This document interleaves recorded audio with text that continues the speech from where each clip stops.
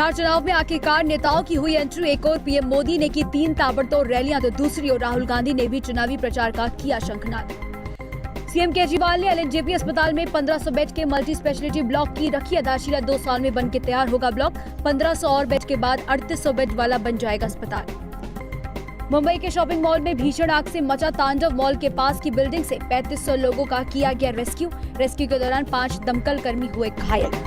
बिहार विधानसभा चुनाव की जंग दिन प्रतिदिन तेज होती जा रही। आज बिहार में दिग्गजों के जमावड़े का दिन रहा, क्योंकि प्रधानमंत्री नरेंद्र मोदी समेत राहुल गांधी भी आज बिहार में प्रचार करने पहुंचे। आपको बता दें कि पहले मतदान में अब सिर्फ 5 दिन बचे हैं और सारी पार्टियां पूरा जोर लगा रही हैं।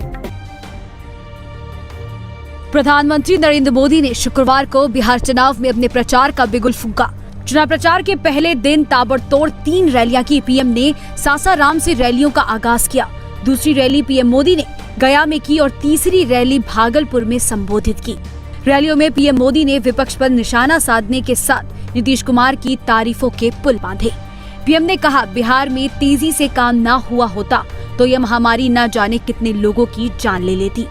जिस तरह बिहार के लोगों ने काम किया, नीतीश जी के नेतृत्व में एनडीए सरकार ने काम किया, उसके नतीजे आज दिख रहे हैं। दुनिया के बड़े बड़े अमीर देशों की हालत किसी से भी छिपी नहीं है। अगर बिहार में तेजी से काम न हुआ होता तो ये महामारी न जाने कितने साथियों की, हमारे परिवारजनों की जान ले लेती। सासाराम में प्रधानमंत्री नरेंद्र मोदी और मुख्यमंत्री नीतीश कुमार की साझा रैली की। इस दौरान नीतीश कुमार ने कहा कि पहले 15 साल यहाँ क्या हाल रहा, हमारी सरकार ने मेडिकल कॉलेज खोले और अब केंद्र ने भी काफी सहयोग किया है। पहले यहाँ 15 साल लोग राज करते रहे हैं पहले, और क्या था यहाँ कोई संस्थान की स्थापना होती थी? मेडिकल कॉलेज का क्या बुरा हाल था। हम लोगों ने 3 मेडिकल कॉलेज पहले स्थापित किया और 8 मेडिकल कॉलेज की स्थापना के लिए केंद्र सरकार का सहयोग मिल रहा है और 8 नए मेडिकल कॉलेज और बनाए जा रहे हैं। तो एक एक काम, कई चीजों में जो सहयोग मिल रहा है, हवाई अड्डों के निर्माण में मिल रहा है, तो केंद्र सरकार के द्वारा बिहार की प्रगति के लिए, बिहार के लोगों के लाभ के लिए योजनाएं चलाई जा रही। एक और बिहार चुनाव में पीएम मोदी की एंट्री हुई तो दूसरी ओर राहुल गांधी ने चुनावी प्रचार का शंखनाद कर दिया। कांग्रेस के पूर्व अध्यक्ष राहुल गांधी और आरजेडी नेता तेजस्वी यादव ने बिहार के नवादा में चुनावी रैली को संबोधित किया। इस दौरान राहुल गांधी ने चीन की ओर से किए गए अतिक्रमण का भी मुद्दा उठाया। जब चाइना की सेना ने हमारे 20 सैनिकों को मारा, शहीद किया और हमारी जमीन ली, भाई और बहनों, 1200 किलोमीटर हिंदुस्तान की जमीन चाइना ने ली है। चाइना की सेना हिंदुस्तान के अंदर है। सवाल यह है कि जब चाइना हमारी जमीन के अंदर आए तो हमारे प्रधानमंत्री ने हमारे वीरों का अपमान करते हुए ये क्यों बोला कि हिंदुस्तान के अंदर कोई नहीं आया? सवाल भाइयों और बहनों ये है। बिहार में पहले चरण के मतदान के लिए अब 5 दिन का वक्त बचा है। 28 अक्टूबर को पहले चरण में 16 जिलों की 71 सीटों पे मतदान होगा, जिसको लेकर सभी दलों ने वोटरों को लुभाने के लिए जान फूंक दी है। दिल्ली के मुख्यमंत्री अरविंद केजरीवाल ने आज दिल्ली के सबसे बड़े कोविड-19 अस्पताल एलएनजेपी अस्पताल में बनने वाली 22 मंजिला इमारत का शिलान्यास किया। आपको बता दें कि ये इमारत 2 साल में बनकर तैयार हो जाएगी और इसमें हाई क्वालिटी हेल्थ फैसिलिटी भी होगी। मुख्यमंत्री अरविंद केजरीवाल ने शुक्रवार सुबह दिल्ली के सबसे बड़े कोविड-19 अस्पताल लोकनायक अस्पताल में बनने वाली एक नई 22 मंजिला इमारत का भूमि पूजन कर उसका शिलान्यास किया। इस मौके पर अरविंद केजरीवाल के साथ दिल्ली के स्वास्थ्य मंत्री सत्येंद्र जैन भी मौजूद थे।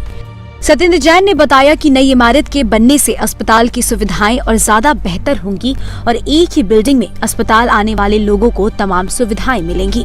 के अंदर 1500 बेड का सिंगल ब्लॉक, आप लोग अपने साइड में देखिए, थोड़ी सी जगह जो नजर आ रही है नॉर्मली जिसके अंदर 50 बेड भी बनाना मुश्किल लगता है लोगों को, उतनी ही जगह में 1500 बेड बनाए जा रहे हैं। और ये देश की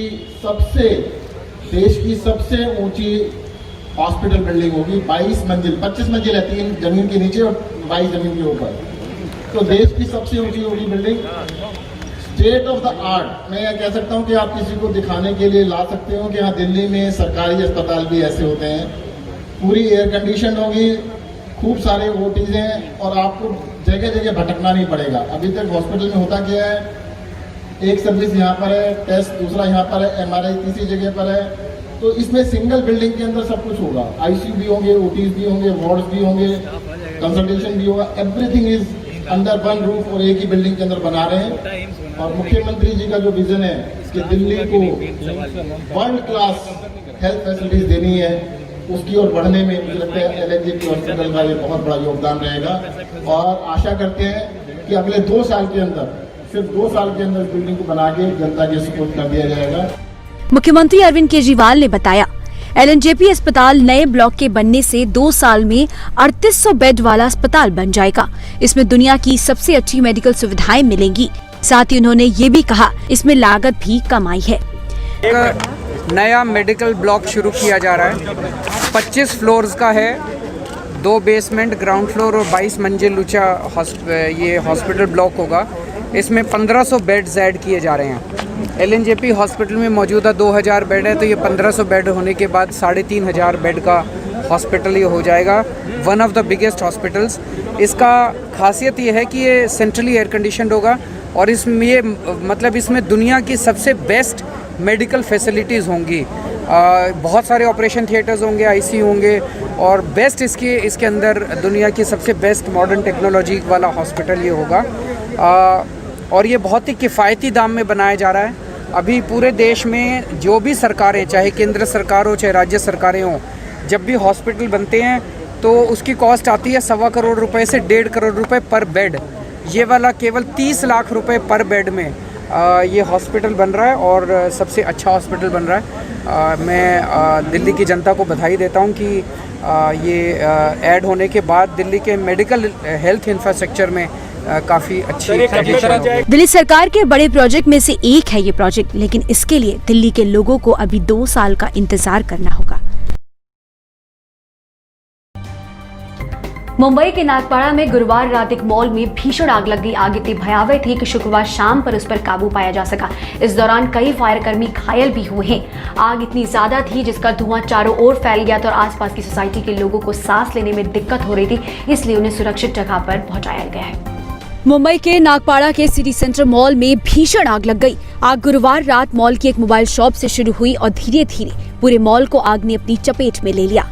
आग पर काबू पाने की कोशिश सुबह तक जारी रही। इस घटना में 3 फायर ब्रिगेड के कर्मचारी भी घायल हुए हैं। मॉल के 2nd फ्लोर पर जिस तरह से आग की लपटें उठ रही हैं, आप देखकर अंदाजा लगा सकते हैं कि ये आग कितनी बड़ी है। मॉल में वेंटिलेशन की समुचित व्यवस्था नहीं होने की वजह से काफी ज्यादा धुआं भर गया था। जिस वक्त मॉल में आग लगी उस समय वहां पर करीबन 300 लोग मौजूद थे। मुंबई पुलिस और फायर ब्रिगेड के कर्मचारियों ने मॉल के शीशे तोड़कर और इमरजेंसी डोर के जरिए सुरक्षित तरीके से बाहर निकाल लिया। जानकारी के मुताबिक मॉल में आग के साथ ही घना काला धुआं भी निकल रहा है। इसके चलते आसपास की हाउसिंग सोसाइटी में रहने वाले लोगों को सांस की दिक्कत हो रही है। इसकी वजह से सोसाइटी के करीब 3500 लोगों को वहां से किसी सुरक्षित स्थान पर ले जाया गया है। राजधानी दिल्ली की आबोहवा दिन प्रतिदिन खराब होती जा रही है। राजधानी में सांस लेना मुश्किल हो रहा है क्योंकि दिल्ली की हवा दिन प्रतिदिन और खराब होती जा रही है। जैसे जैसे ठंड आती जा रही है वैसे वैसे दिल्ली में सांस लेना मुश्किल हो रहा है। सर्दियों की सुगबुगाहट के साथ ही दिल्ली NCR में प्रदूषण में भी तेजी देखने को मिल रही है। दिल्ली NCR में हवा की गुणवत्ता बेहद खराब होती जा रही है। दिल्ली के आसमान में स्मॉग छाया रहा। राजधानी की सुबह धुंध के साथ शुरू हुई थी जो दोपहर बाद भी जारी रही। दोपहर में भी दिल्ली के कई इलाकों में स्मॉग की चादर देखने को मिली। बताया जा रहा है कि हवा के मंद पड़ जाने से अभी राहत के आसार नहीं है। एयर इंडेक्स में और इजाफा हो सकता है। दिल्ली के कुछ इलाकों में तो एयर इंडेक्स 400 का आंकड़ा पार कर गंभीर श्रेणी में चला गया है। NCR के शहरों की भी कमोबेश यही हालत है। Bureau report INS TV।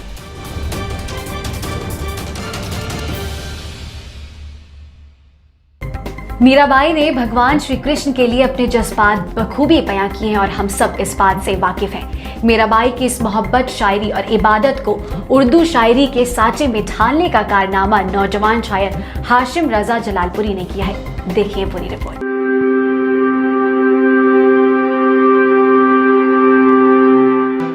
Hari के आने की सुनी मैंने खबर, देखती हूँ चढ़ के अपने बाम पर। आ रहे हैं मेरे घर कब हरि मेरे, मुंतजिर हूँ मैं जवां है हौसले। ये मीराबाई के वो पद हैं जो श्री कृष्ण भगवान के लिए वो गाया करती थी। अब आप इन पदों को उर्दू किताब में भी पढ़ सकते हैं। दरअसल यूपी के रहने वाले हाशिम रजा जलालपुरी ने मीराबाई के 209 भजन को 1510 शेर में तब्दील किया है। दरअसल मीराबाई की पदावली किताबों में पढ़ाई जाती है, लेकिन उनकी पदावली को ब्रिज भाषा से उर्दू शायरी में अनुवाद किया गया है, जो कि हाशिम रजा के लिए आसान नहीं था। इस काम को करने में उन्हें पूरे 4 साल लग गए और कड़ी मेहनत के बाद ये मुमकिन हो सका। नए चिराग को एतबार का प्लेटफॉर्म हासिल करने के लिए बहुत सारी मेहनत करनी पड़ती है। जो ट्रांसलेशन के वक्त मुश्किलात रहीं कि वो मेरा रोज़ी रोटी की तलाश में मुख्तलिफ़ शहरों में रहना।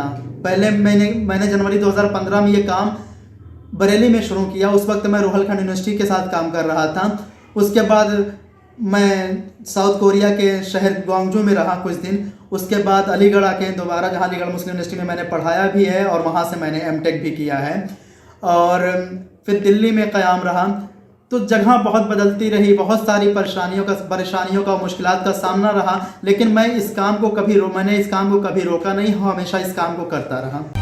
दरअसल मीराबाई ने अपनी शायरी में राजस्थानी, ब्रिज भाषा, अवधी और गुजराती समेत कई जुबानों के लफ्ज इस्तेमाल किए हैं। मीराबाई के 209 पदों को 1510 शायरी में अनुवाद करने का कारनामा हाशिम रजा जलालपुरी को अपने दौर के शायरों से अलग करता है। उनके इस कारनामे की जितनी प्रशंसा की जाए और सराहना की जाए उतनी कम है।